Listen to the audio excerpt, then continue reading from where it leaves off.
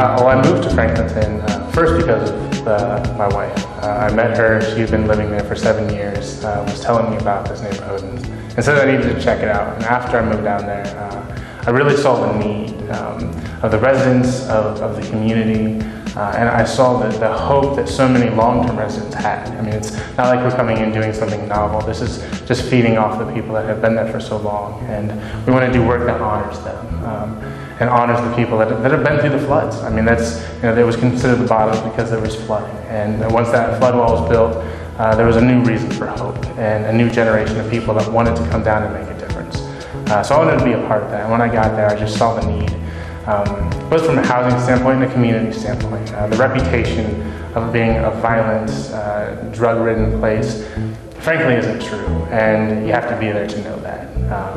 Just knowing the neighbors, knowing the people that live and work in the community.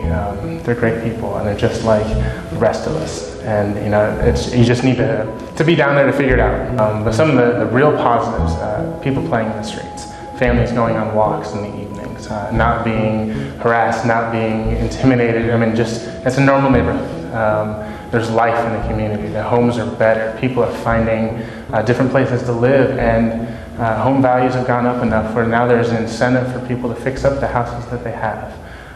In a market that otherwise would tell you we're crazy, Franklinton is thriving. A lot of people take safe and decent housing for granted. It seems like it's not just an American dream, but American right. But when you get into the neighborhoods where there's been the multiple years of just neglect, whether or not businesses are moving out or the more affluent neighbors are moving out, whatever, you got these neighborhoods that all of a sudden there was no money to invest, and the homes got dilapidated, and the roofs started to cave in, and the floors were a wreck, and you forget about those neighborhoods and those people that continue to live there. But by having safe and decent and affordable housing, you make the possibility of home a reality. And in doing so, you give people a sense of ownership. You give people a sense of pride. If they can come home to a nice house in the evening, they're more likely to get up the next morning and want to do good for other people because they've had that rest and that peace that everyone needs.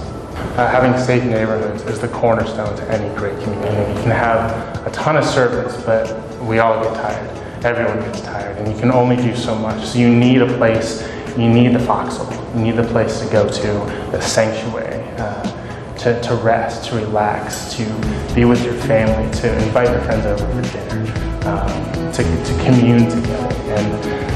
And without that, community struggles. But with that, I think community thrives. United Way funding has certainly been a benefit to the Franklinton Development Association, especially now as we start to develop East Franklinton, which is the neighborhood closest to downtown, a neighborhood that hasn't had any reinvestment dollars for 50 years. So the United Way, along with the city and other private investors, are starting to see a reason to invest there and giving hope to a community that otherwise was hopeless. So United Way is on the frontier. It's a pioneer in East Franklinton, and for that we are eternally grateful. Franklinton Development Association does more than just housing. We do actually quite a lot of things, from economic redevelopment, especially along West Broad Street, to events that really kind of brand the neighborhood with this pioneer, with this frontier attitude. It was the first settlement, but it's been a forgotten settlement. So by having neighborhood artists and people that just believe in things like urban gardening, realize their dreams through events like Urban Scrawl and Go West, you see the talents of so many people that otherwise may not have ever come forward. So we just want to give them literally the canvas for which they can paint their art. My dream for Franklinton is that all the residents there will be proud to call it home. And so that's why I moved there, and why I've been involved. Hi, I'm Jeff Foreman. I'm from Franklinton, and I live in Melbourne.